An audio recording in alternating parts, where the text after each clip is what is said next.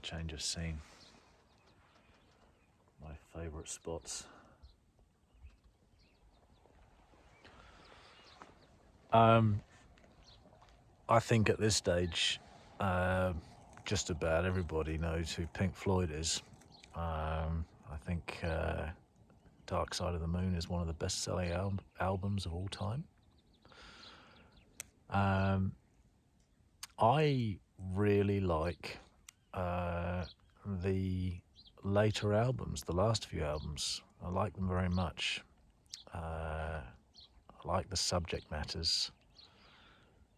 Some of the songs are still pretty dark, but some are also really positive and quite whimsical. One that I'm thinking of at the moment, which I think is on the Division Bell, is Learning to Fly, which is a fantastic illustration of somebody's joy about learning to fly, the feeling of flying.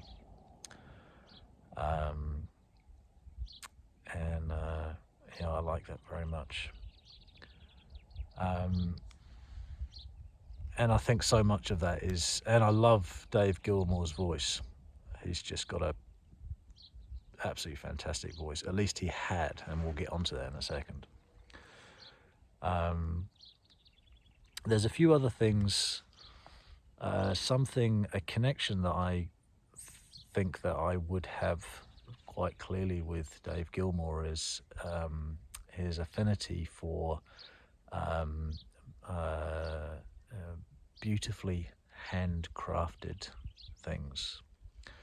All of those album covers from Pink Floyd, the ones created by Storm Thorgerson, are really quite spectacular, and they always have been. And all of the albums and album artwork that Pink Floyd ever did were works of art in their own right.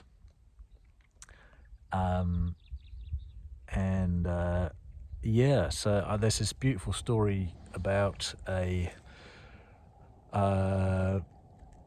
it's the Astoria is the name of Dave Gilmour's recording studio, which is a floating studio on the Thames, and he saw it. It was in disrepair. It was a beautiful floating palace, basically, a relic of a Victorian theme park with these amazing, beautiful windows and mahogany joinery, and it was something that he fell in love with, and he had it restored and turned into a recording studio.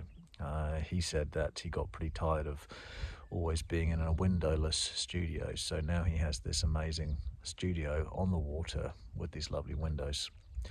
And it's tricky for them because none of the rooms are very big, so they've got all the equipment and amplifiers in another room, and then kilometers of cables running into this tiny little studio where they recorded the last 2 or 3 Pink Floyd albums.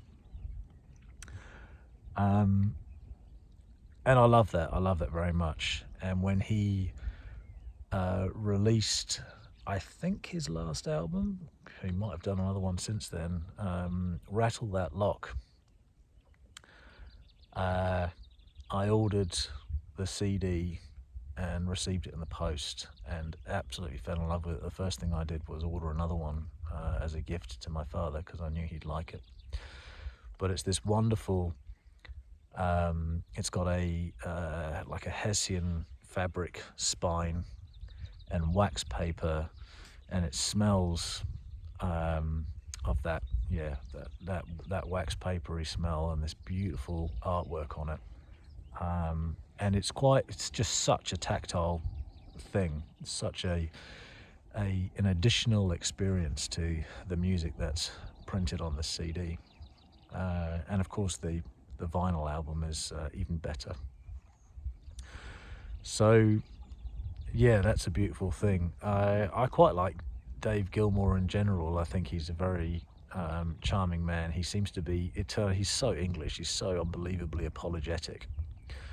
And understated. But yeah, that's part of his charm, I guess. Anyway, Rattle That Lock. It's an album that I really enjoy. It's one that he released probably about, well, I don't know, maybe 4 or 5 years ago now. And his wife writes all of his lyrics for him. Now, I don't know if this is a particularly common practice, but he writes the song first. He writes the tune first, and then he plays it to her. He'll record it, and then she wanders around, goes about her day with her headphones in, listens to these tunes, and she creates the lyrics, which I think is lovely.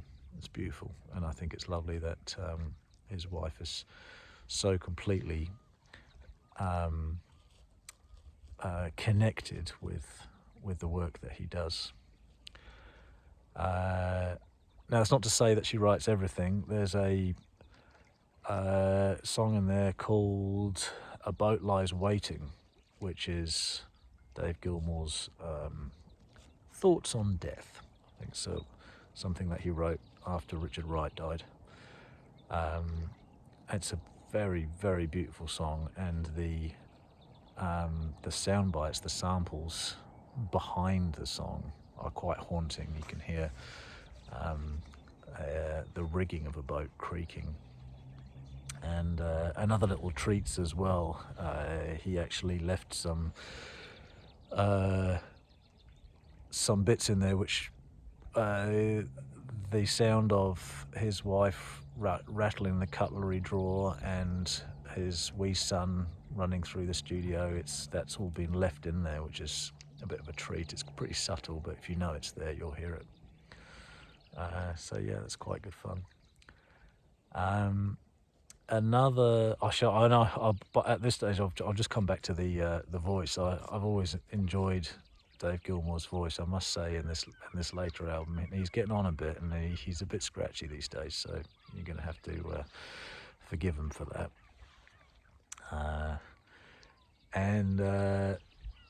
There's another tune in there called "The Girl in the Yellow Dress," and the story is quite delightful.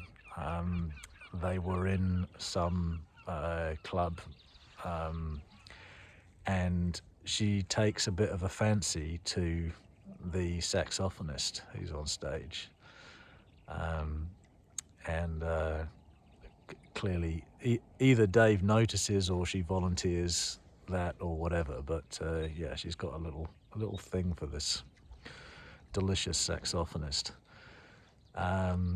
So anyway, one day he writes this song, he hands it to her, she's doing her thing and listening to this music, and she writes these lyrics, "The Girl in the Yellow Dress." And he's reading these lyrics, and he says, "But I know who this is about. I know what this is about, and I'm not going to sing about it." But of course he does. So that's it. So he's singing this song, which is about her infatuation with this fella on stage. And again, I think that's rather cute. I mentioned learning to fly, and I think at some stage Dave I think he owned an airfield. He had a bit of I don't know, he might still have them, I don't know, but a bit of a passion for vintage aircraft, the biplanes and what have you. And in the end, he ended up with a whole airfield to cater for his hobby, as only multi-millionaire rock people can do. But he hates flying, and in fact, he travels everywhere by boat or train or whatever, but just not a plane. So that's kind of amusing that there's this song there about this amazing experience of learning to fly, and yet it's not something that he does very often these days. Which leads me on to another song, and I cannot remember for the life of me what it's called now. But the sample is the sound, the sound over the PA system in a railway station in Paris, and he's just sampled it. He liked it, and it's now part of this tune. So that's kind of fun, little Easter eggs. In any case, I think he's quite underrated. I think he's a remarkable musician, and very talented, but clearly a very charming man at the same time. The other thing that I noticed when I was watching an interview with him, so as you do when you're playing music and videos over YouTube, the quality is not fantastic. And yet, watching this interview, every time he picks up one of his favorite instruments and starts playing on it, it sounds like heaven. And again, it's sort of that really clear indication that these beautiful pieces of craft in his life, that they really do sound just sublime, even on a YouTube video through a Bluetooth headphone or something. But yeah, I found that quite fascinating, how the sound of a beautiful instrument can actually translate over a video. All right, that'll do.